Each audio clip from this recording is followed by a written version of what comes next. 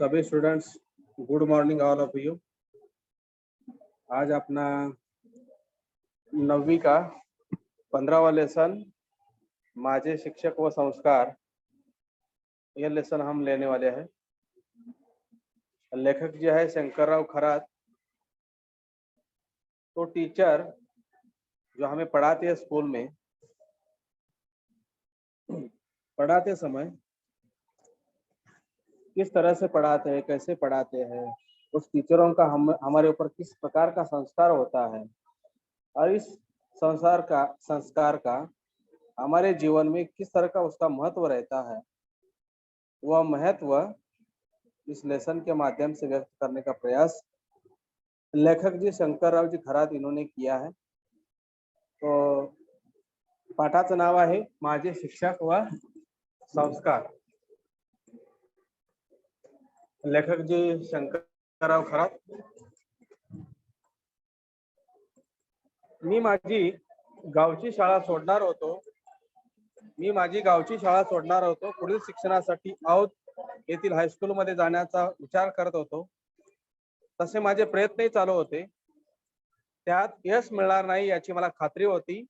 म्हणूनच मी माझ्या शाळेतील एका शिक्षकाची भेट घेत होतो। त्यांचा सल्ला मार्गदर्शन मला मिळत होते। श्री हनुमंतराव देशमुख हे गावचेच रहिवासी। त्यांनी मला इंग्रजी तरखडकरांचे भाषांतर शिकवले। ते तसे स्काउट मास्तरही होते। त्यांनी शाळेचे स्काउट पथक पक्क्या पायावर उभे केले होते। श्री कात्रे मास्तरांनी मला 4थीच्या वर्गात गणित शिकवले। अंक गणितासारखा अवघड विषय त्यांनी सोपा करून शिकवला। आमचे कात्रे मास्तर अंगाने सडपातळ, दम्याच्या विकाराने त्यांना कधी कधी त्रास व्हायचा। कात्रे मास्तरांच्या घरी माझे वडील लाकडं फोडायला जायचे। तो लेखक जी ने इस लेसन के माध्यम से, हर एक पैराग्राफ के माध्यम से अपना अनुभव बताने का प्रयास किया है। तो लेखक जी, मी मतलब शंकरराव खरात जी, ये लेखक जी है, इन्होंने उनके गांव की जो स्कूल है वहाँ पे प्राइमरी से लेके पढ़ाई किया। वो स्कूल छोड़ने वाले थे।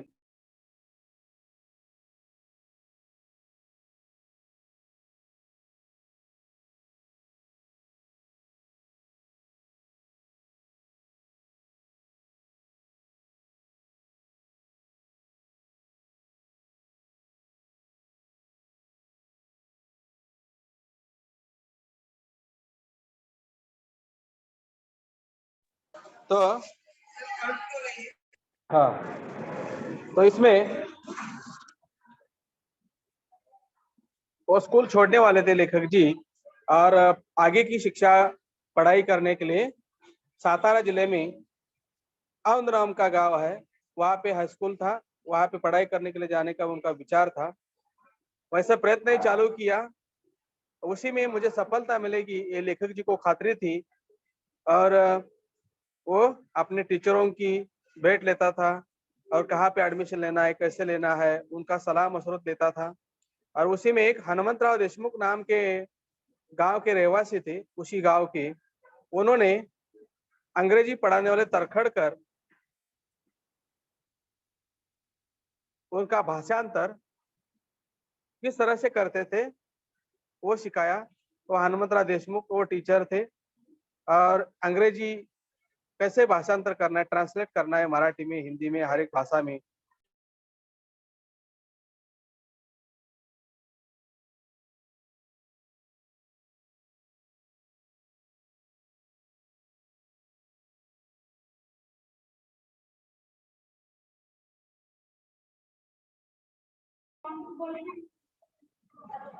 हनुमंतराव देशमुख नाम के उस गांव के रहवासी थे, वो टीचर थे। उन्होंने अंग्रेजी में कैसे ट्रांसलेट करना है वो पढ़ाया, और वो स्काउट मास्टर भी थे। और स्काउट का जो संघ था, वो पथक था, अच्छे से उसका बेस बनाया था।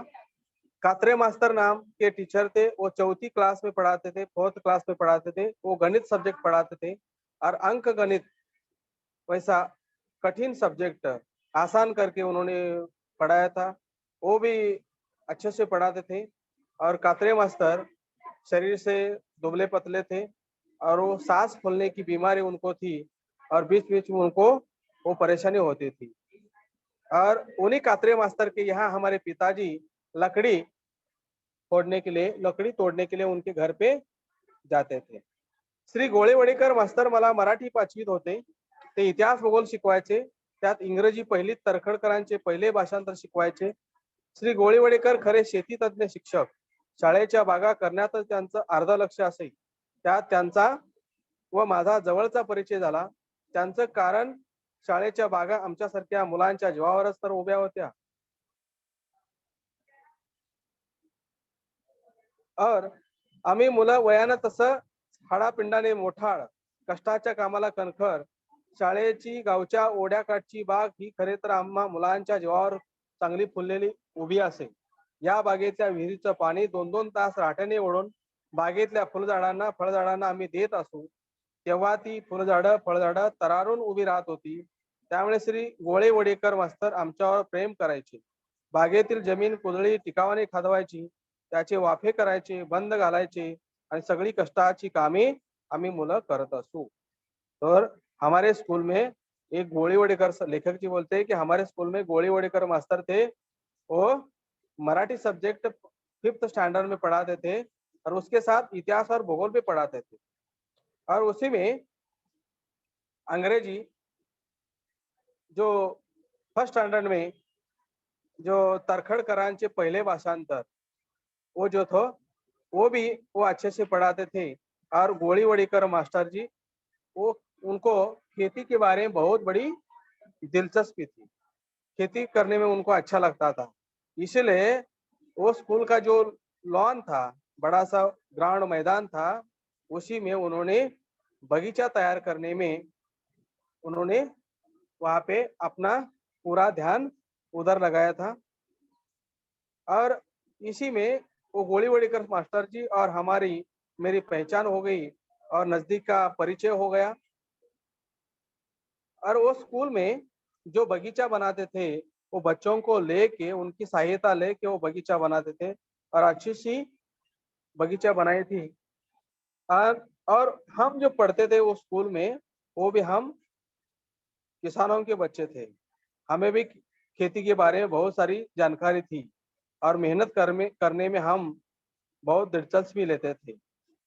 और हमने उस बगीचा में जो मट्टी लाई थी वो मट्टी गांव के बाहर जो बड़ा सा नाला था, ओढ़ा था, वहां से काली मट्टी ला के हमने ये अच्छे से बगीचा बनाई और हर एक प्रकार के फूल पौधे लगाए और हर एक प्रकार का फूल वहां पे लगता था.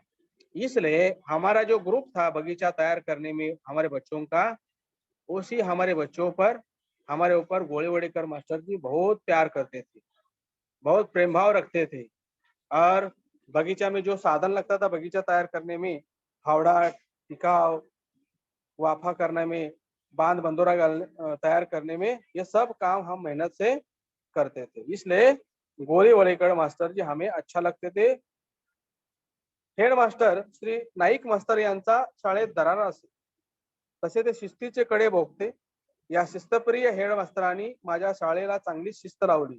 शाळेची दुसरी घंटा होताच ते हाताछडी घेऊन शाळेच्या दारात थांबत. अशा शिस्तीत मग कोण उशिरा येईल असा त्यांचा दरारा. हमारे स्कूल के प्रिंसिपल कौन थे? नाइक मास्टर थे.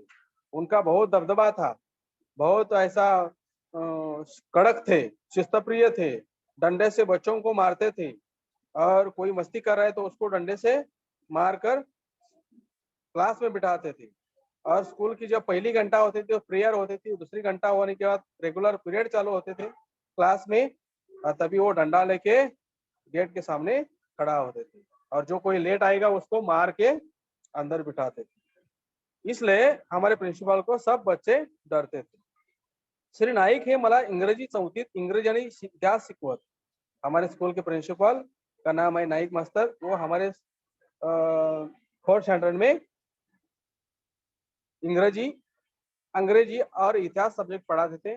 त्यात इंग्रजीचे रेन मार्टिनचे ग्रामर ते आवडीने शिकवत. रेन मार्टिन नाम का इंग्लिश का ग्रामर था, वो अच्छे से पढ़ाते थे. ते सदा ना कदा विद्यार्थ्यांना समुपदेश करत. समुपदेश करना मतलब सलाह देना, सलाह मशवरत करना. श्री रायगावकर मास्तरासारखे ते कधी इतर सार्वजनिक कार्यात पडत नसत. श्री रायगावकर मास्टर जी वो सार्वजनिक काम फंक्शन में, सार्वजनिक कामों में वो बड़ी दिलचस्पी लेते थे। अपन बरा आणि आपली शाळा बरी हेच त्यांचं कार्य। नाईक मास्टर जी का क्या था कि स्कूल में जाके पढ़ाना, अपना खुद का काम करना, इसी में वो अच्छे रहते थे। त्यामुळे त्यांनी शाळेला शिस्त आणली आणि परीक्षेच्या निकालाच्या दृष्टीने त्यांनी शाळेची चांगली प्रगती केली। उन्हीं का स्कूल के काम में दिलचस्पी लेते थे।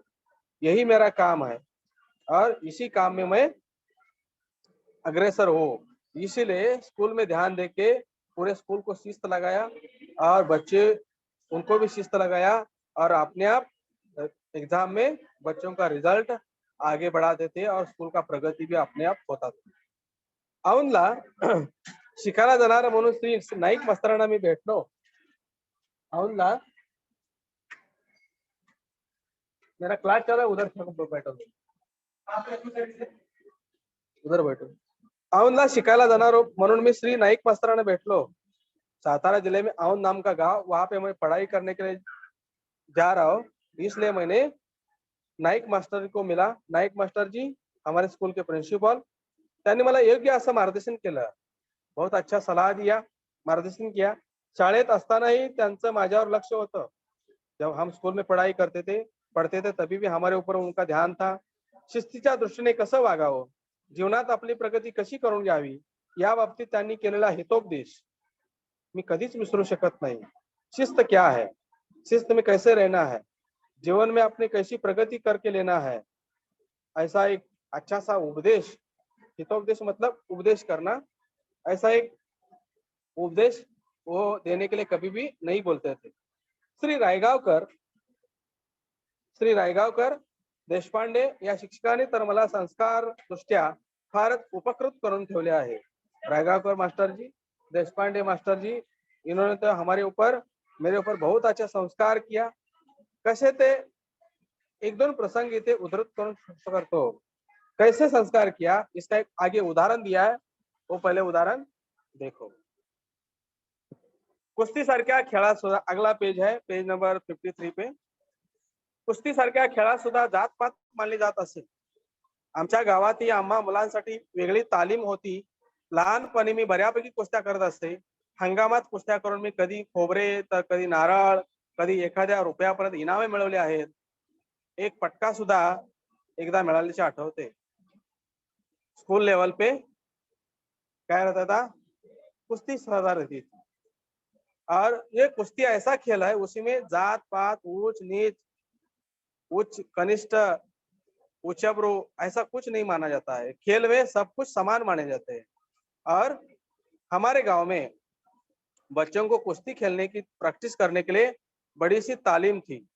उसी में कुश्ती खेलते, कुश्ती प्रैक्टिस चलती थी। और हम जब बचपन में थे तो बहुत सारी कुश्ती हमने खेली और कुश्ती जीतने के बाद हमें नारियल मिलता था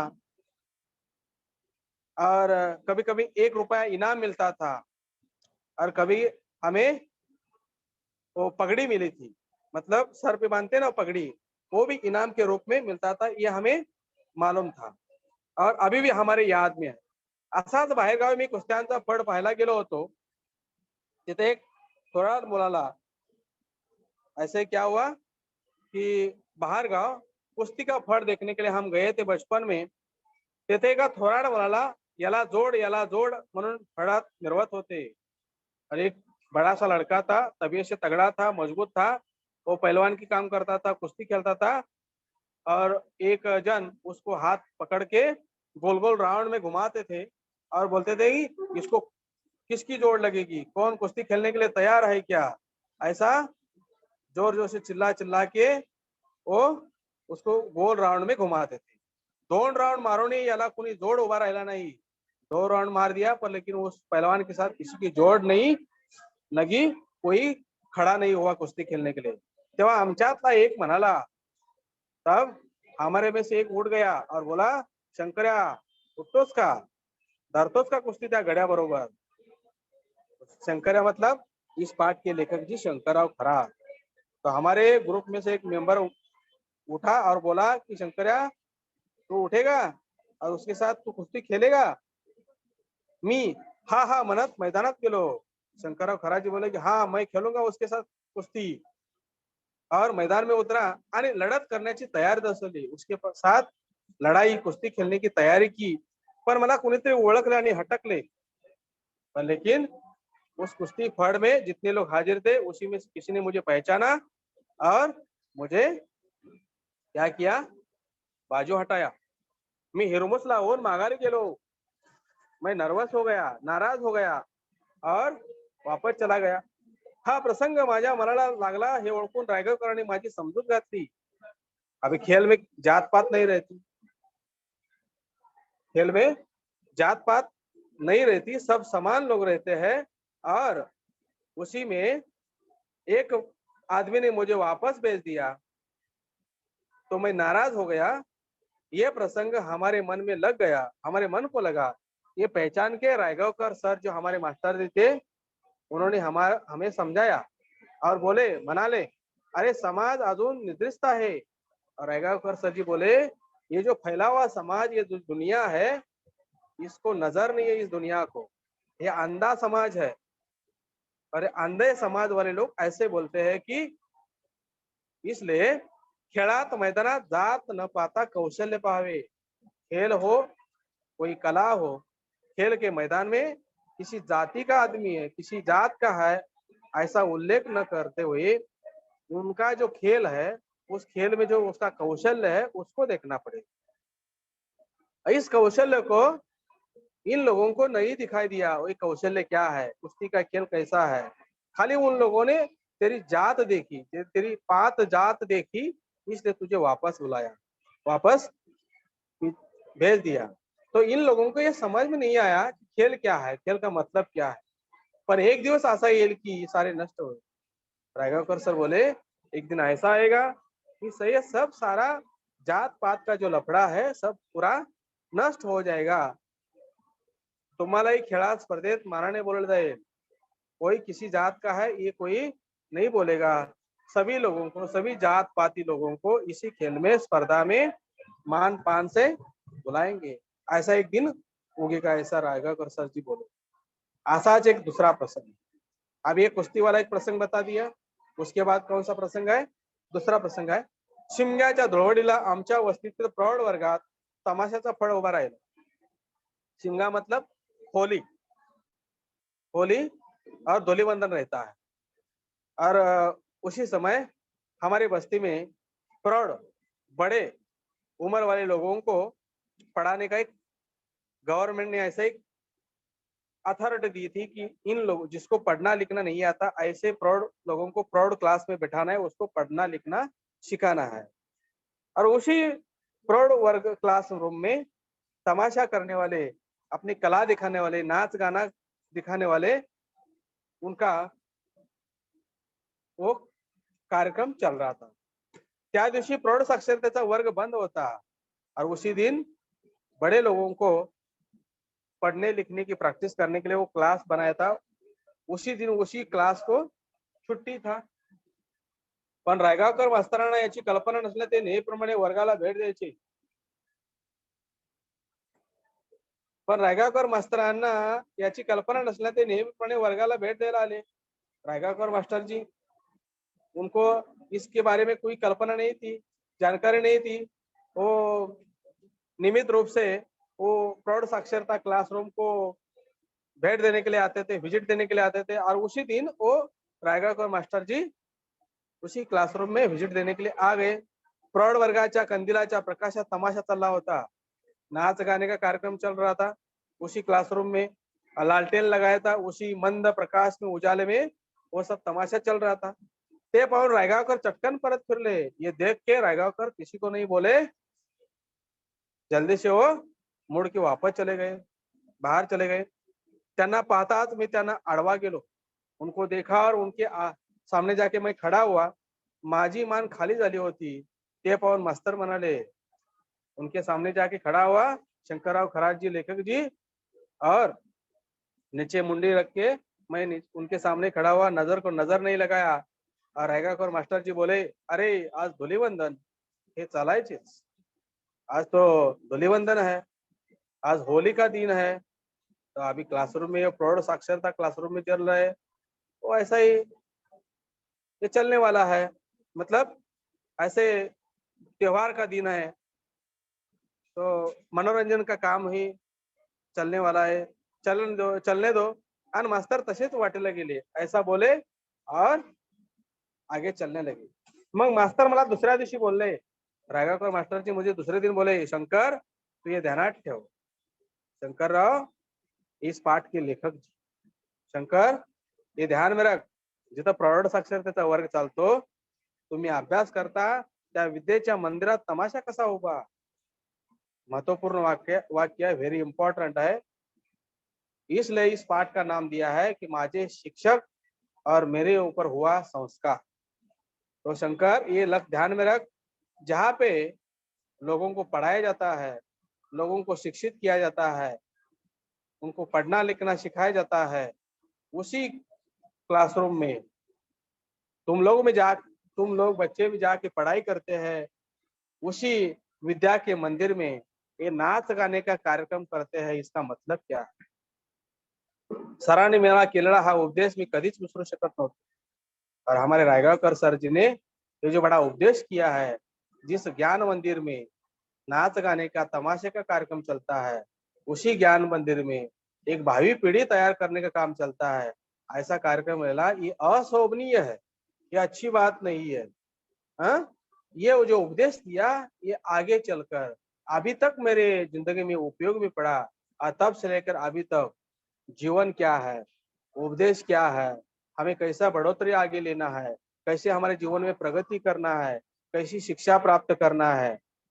शुरू से लेकर अभी तक इतने टीचर हो के चले गए, उन्होंने हमें पढ़ाया है, कैसे पढ़ाते थे, उनका अनुभव कैसे हमें आगे लास्ट एंड तक लेके जाना है. ये एक बड़ा संस्कार हमारे टीचरों ने हमें या उपदेश किया. ऐसे टीचर हमारे जिंदगी में हो के चले हो गए होंगे, पहले से लेकर अभी 10वीं क्लास तक, 9वीं क्लास तक. तो कोई ना कोई टीचर हमारे दिमाग में रहता है, उनकी याद रहती है. उनका कभी कभी याद आया तो हम उसकी पढ़ाने की ढंग, उनकी बोलने की ढंग, उनका कपड़ा पहनने का ढंग, ये सब कुछ, उनके सब्जेक्ट के बारे में का नॉलेज, ये सब कुछ हम अभी तक हमारी याद में रखते हैं. तो ऐसा एक अनुभव शंकरराव खरात जी इस पाठ के लेखक जी ने बताने का प्रयास किया है. तो यहाँ पे लेसन खत्म हुआ है. अभी इस लेसन में क्या क्या, मतलब सभी को तो समझ में आया होगा ये लेसन. किसी को कुछ प्रॉब्लम है तो बोल सकते हैं, समझ आए तो बोल सकते हैं, और कुछ क्वेश्चन करता हूँ तो क्वेश्चन का आंसर तुम लोग दे सकते हैं. ठीक है. हेलो,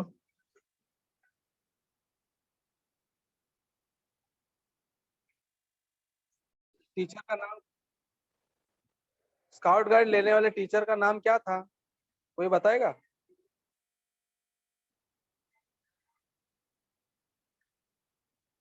बच्चों का माइक थोड़ा अनम्यूट का ये करो ऑप्शन सर.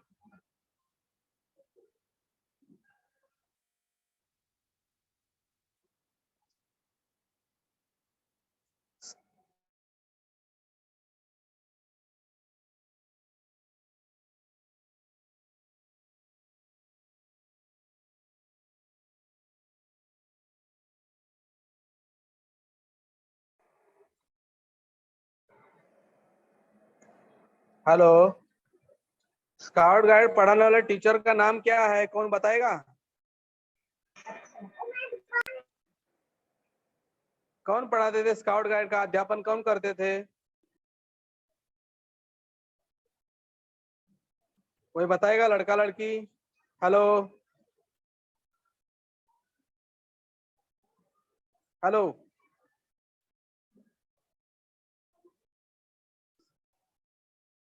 गणित अध्यापन तज्ञ कौन थे टीचर. हेलो, मेरी आवाज सबके यहाँ पहुंच रही है. हेलो, पेज नंबर 53 पर जोडिया मिलाओ, जोड्या लावा, जोड्या जुळवा हा दिलाय क्वेश्चन. श्री नाईक, श्री देशमुख, श्री गोळेवडेकर, श्री कात्रे सर, इनको गुण वैशिष्ट्य के साथ जोड़ी लगाना है. नाइक सर क्या पढ़ाते थे? कौन बोलेगा? मेरी आवाज आ रही है ना सबके यहाँ? Hello hello,